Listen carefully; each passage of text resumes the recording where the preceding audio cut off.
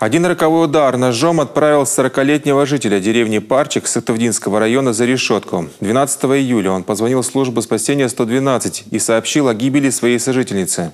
Медики обнаружили на ноге женщины колотые ранения. Причастность к преступлению мужчина первоначально отрицал.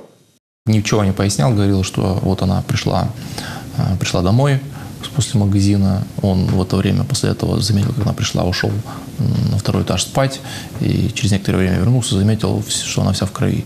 Но в ходе следствия, путем осмотров на месте, было установлено, что потерпевшая не приходила в дом в таком состоянии, что ссора и ножевое ранение произошло именно в комнате, что дома никого не было, кроме его и ее сожительницы. Под давлением улик мужчина сознался. Рассказал, 7 лет назад приютил Елену, которой негде было жить. Оба работали на животноводческой ферме. Любили выпить и ссорились по каждому пустяку. В тот день во время распития портвейна разразился очередной семейный скандал. Женщина нецензурно и грубо оскорбила мужчину.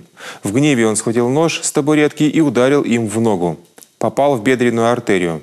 Раненая стала истекать кровью. Потом она здесь присела, я сходил на кухню, взял полотенце. Ну, тоже она попросила, что она только матом орала.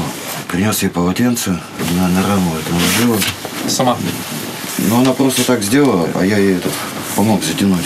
Я ей говорил, что давай скорую вызовем. Ага. Послала меня подальше, не надо. Предлагали скорую вызвать еще, когда увидели рану, да, уже сразу? Пока она еще в сознании была.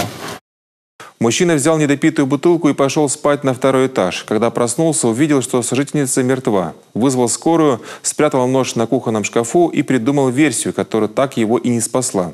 Оказалось, раньше его уже дважды привлекали к уголовной ответственности за избиение сожительницы.